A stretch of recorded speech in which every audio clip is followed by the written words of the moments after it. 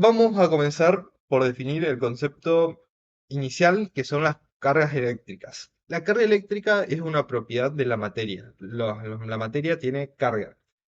En sí, un material está formado por cargas positivas y negativas. Estos son los dos tipos de cargas que existen. Y siempre están formados por estos dos tipos de cargas. Pero por lo general, los materiales están en estado neutro o están sin carga. Esto es porque tienen las mismas cantidades de cargas positivas y la misma cantidad de cargas negativas. ¿De dónde provienen estas cargas? Estas cargas provienen de lo que son la configuración atómica del material. Sabemos que todos los materiales, toda la materia está formada por átomos y estos átomos están formados por neutrones y protones en el núcleo. Los neutrones tienen carga neutra, los protones positiva y alrededor orbitan electrones con carga negativa. Entonces, son los electrones. Cuando hablamos de carga negativa, en general nos estamos refiriendo a electrones y carga positiva a protones. Entonces, si un material tiene más electrones que protones, va a tener carga negativa. Si por el contrario tiene menos electrones que protones, va a tener carga positiva. Y si tiene la misma cantidad de electrones y protones en sus átomos, que conforman el material, entonces tienen carga neutra.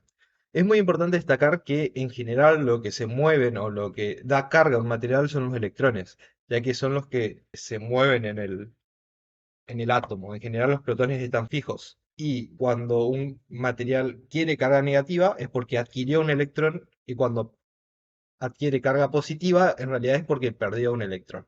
Las cargas eléctricas siguen leyes, dos específicamente. La primera es que la carga eléctrica se conserva. Si un material adquiere una carga eléctrica, adquiere una carga negativa, es porque otro material le cedió el electrón, en este caso. Es decir, esto es consecuencia de lo que es la conservación de la materia, ¿no?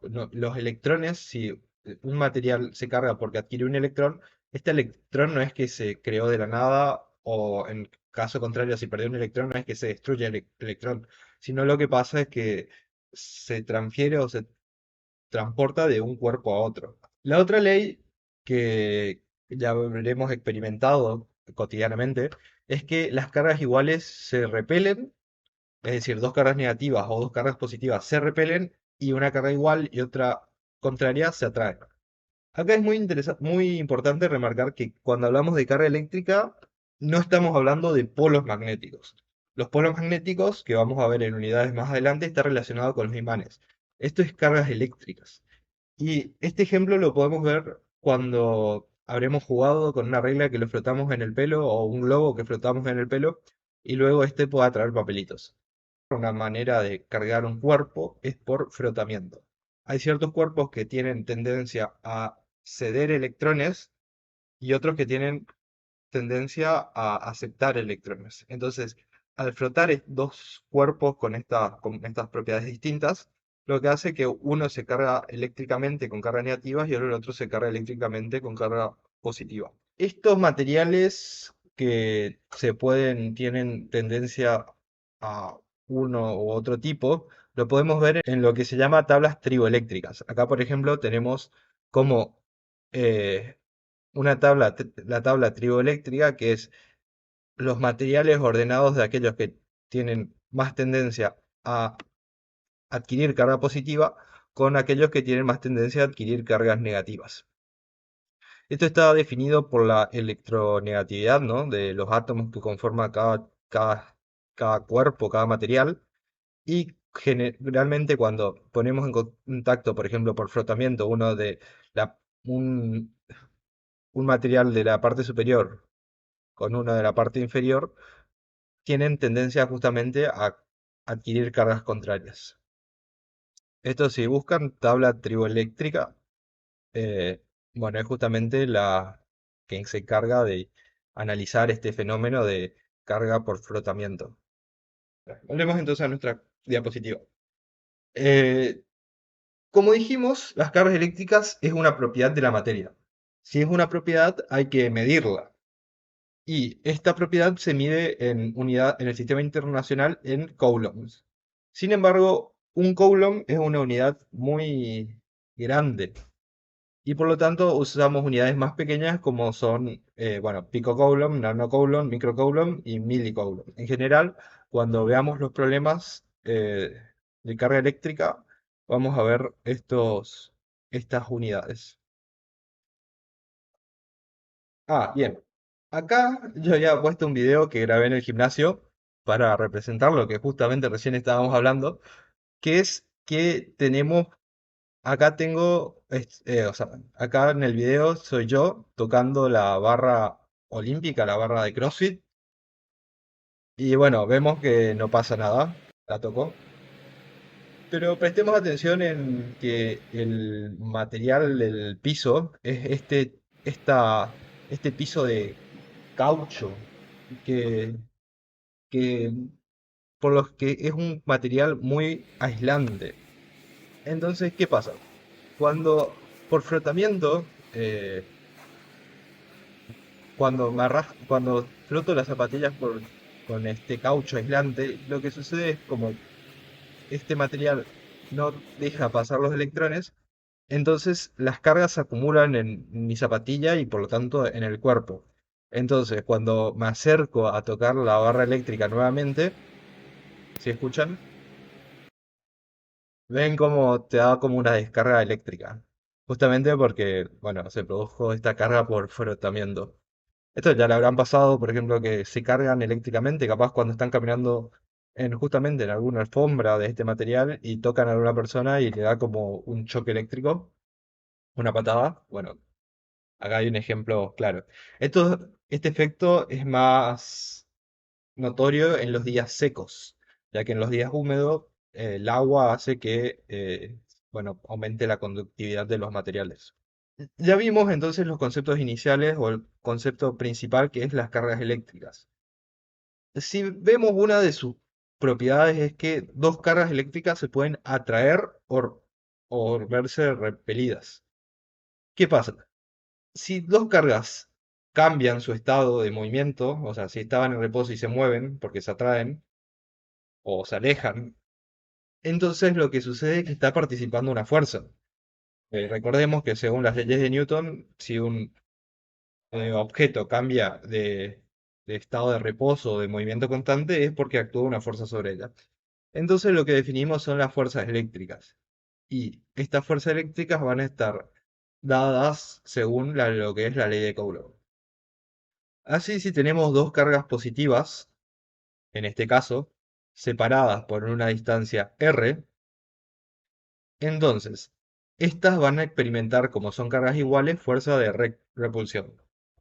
Resulta que por experimentación, Coulomb midió la fuerza que experimentan estas cargas y vio que la fuerza que experimentan van a ser directamente proporcional a la magnitud de cada carga e inversamente proporcional al cuadrado de las distancias. Es decir, cuanto más lejos están, menor va a ser la fuerza, cuanto mayor es la magnitud de las cargas, mayor va a ser la fuerza. Y al revés. Entonces, definimos esta magnitud o esta fuerza, que es la que vamos a ver, que es la ley de Coulomb. Entonces, tenemos las dos cargas positivas, definimos un vector unitario. Un vector unitario, recordemos de física, que es un vector de magnitud 1. Este vector va de dirección de la partícula 2 a la partícula 1. Entonces, la fuerza que experimenta la partícula 1 debido a la partícula 2 va a estar dado por el producto de las cargas, de las magnitudes de las cargas, dividido el cuadrado de la distancia, y para que se cumpla la relación o la proporcionalidad, entonces se introduce esta constante que se llama constante de Coulomb. Y viste, si por ahí no comprenden por qué se introduce este vector unitario, es justamente para definir la dirección. Es como definimos este vector unitario para poder definir un vector. Si prestamos atención y si estudiaron parafísica, vemos que esta fuerza es muy similar a ecuación o a la fórmula de la fuerza gravitatoria. Sin embargo, vemos que la constante gravitatoria es mucho menor que la fuerza, que la constante eléctrica. Y esto es porque la fuerza eléctrica es de mucha mayor intensidad que la fuerza gravitatoria. Solo que en la fuerza gravitatoria, obviamente, por ejemplo, la Tierra es demasiado grande y se siente.